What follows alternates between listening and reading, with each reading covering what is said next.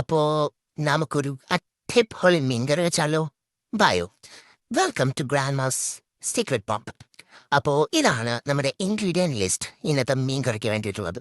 നന്നായിട്ട് നോക്കിക്കോളൂ ഗൈസ്, ഇത് 2 പാർട്ടായിട്ടാണ് നമ്മൾ ഉണ്ടാക്കാൻ പോകുന്നത്. ആദ്യം ഉള്ളി, വേവിച്ച ടൊമാറ്റോ, പിന്നെ പുളി, കറിവേപ്പില. ഇതാണ് നമ്മുടെ ഫസ്റ്റ് പാർട്ടിലുള്ള ഇൻഗ്രീഡിയൻസ്. അപ്പോൾ ആദ്യം നമ്മളൊരു മിക്സി ജാറെടുക്കുക. അതിലോട്ട് ഈ വേവിച്ച ടൊമാറ്റോ നന്നായിട്ട് കട്ട് ചെയ്തിടുക. അതിൻ്റെ സ്കിന്നുകളായി മറക്കരുത് കേട്ടോ. അത് കഴിഞ്ഞ് കുഞ്ഞുള്ളി ചെറുതായിട്ടൊന്ന് ചോപ്പ് ചെയ്തിടുക. വലിയ വൃത്തിക്കൊന്നും ചെയ്യണമെന്നില്ല, അറിയാതെ നമ്മളിത് മിക്സി യൂസ് ചെയ്താണ് ചെയ്യാൻ പോകുന്നത്. അത് കഴിഞ്ഞ് കുറച്ച് പുളിയും ഇട്ട് വെള്ളവും ഒഴിച്ച് നന്നായിട്ട് മിക്സിയിലൊന്ന് സ്ലാഷ് ചെയ്യുക. ഫസ്റ്റ് പാർട്ട് കഴിഞ്ഞു. നിങ്ങൾ ശ്രദ്ധിച്ചായിരുന്നു കറിവേപ്പ് ഞങ്ങൾ ഇടാത്തത്? അത് രണ്ടാമത്തെ പാർട്ടിലിട്ട് ഒന്നുകൂടെ ഒന്ന് മിക്സ് ചെയ്തെടുക്കണം. ആദ്യത്തെ പാർട്ടിൽ വേണ്ട ഗൈസ്, രണ്ടാമത്തെ പാർട്ടിൽ മതി. ഇതുപോലെ. അത് കഴിഞ്ഞ് സെക്കൻഡ് പാർട്ട് ഉണ്ടാക്കും. മുളക് പൊടിയിലോട്ട് അല്പം മഞ്ഞൾപ്പൊടി ചേർത്ത് നന്നായിട്ട് വെള്ളത്തിൽ ഇളക്കുക. നിങ്ങൾക്ക് എത്ര കൺസിസ്റ്റൻസി വേണോ ആ ഒരു രീതിയിൽ ഇളക്കാം. ഇത് വളരെ സിമ്പിൾ മീൻകറിയാണ് ഗൈസ്. ഈ ഒരു കൺസിസ്റ്റൻസിയാണ് നമ്മൾ പിടിച്ചത്. കുറച്ച് വെള്ളം കൂടെ ഒഴിക്കുക. മുളക് പൊടിയും മഞ്ഞൾപ്പൊടിയും നന്നായിട്ടൊന്ന് മിക്സ് ആവട്ടെ. ചട്ടി വയ്ക്കുക. ചട്ടി ഈസ് റിയലി എസെൻഷ്യൽ ഗൈസ്. അറിയാമല്ലോ, ചട്ടി ഇല്ലാതെ എന്ത് മീൻകറി. എന്നിട്ട് നമ്മുടെ ചട്ടി ചൂടാകുമ്പോഴത്തേക്കും ഇടാനുള്ള ഇൻഗ്രീഡിയൻസ് ആണ് ലെഫ്റ്റ് സൈഡിൽ നിന്ന് കണ്ടുകൊടുത്തിരിക്കുന്നത്. അതിലോട്ട് ഞാൻ എത്താം. ഗ്രാൻഡ്മാക്ക് ചെറുതായിട്ടുണ്ട്, പൊള്ളി കേട്ടു. ചട്ടിയുടെ ചൂടായിട്ടുണ്ട്. അതിലോട്ട് 3 സ്പൂൺ വെളിച്ചെണ്ണ ഒഴിക്കുക. കുറച്ച് ഉലുവ ഇടുക, ഇഞ്ചി ഇടുക. ഇത് രണ്ടും അറിയാമല്ലോ, വളരെ സിമ്പിൾ സാധനങ്ങളാണ്. അതിനുശേഷം ആ കൊച്ചുള്ളി നേരത്തെ അരിഞ്ഞതും കുറച്ചല്ല, ഒരു മുളക് ഇടുക. വലിയ എരിവുള്ള മുളകല്ല ഗൈസ്. ഇത് നന്നായിട്ട് അങ്ങനെ ഇളക്കുക. പ്രത്യേകിച്ച് കാര്യങ്ങളൊന്നുമില്ല, സിമ്പിളാണ്. ഉള്ളി നന്നായിട്ട് വരണ്ട് വരുന്നുണ്ടായിരിക്കും.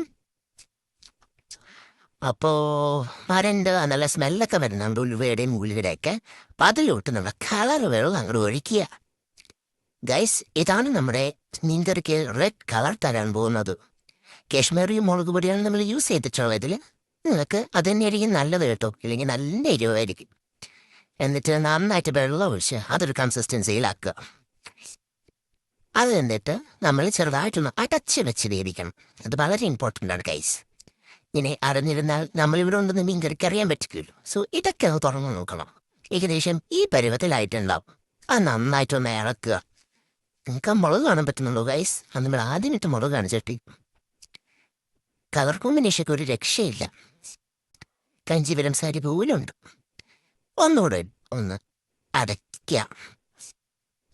നന്നായിട്ടൊന്ന് വേവട്ടെ. അതിനുശേഷം കുറച്ച് നേരം ഒന്ന് വെയിറ്റ് ചെയ്യുക.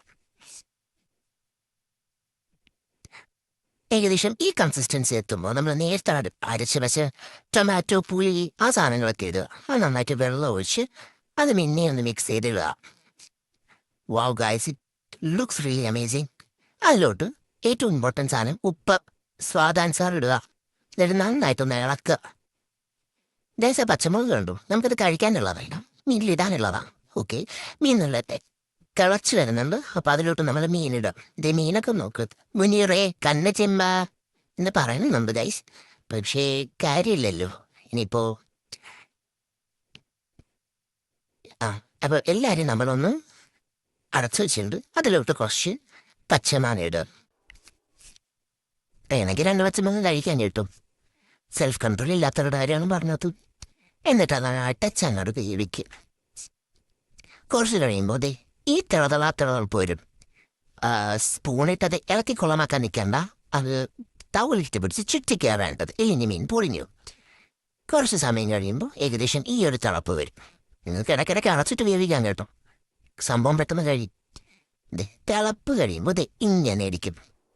ലാസ്റ്റ് ഇൻഗ്രീഡിയൻ്റ് ആയിട്ടുള്ള വെളിച്ചെണ്ണ അതിലോട്ട് ഒഴിക്കുക, 2 സ്പൂൺ.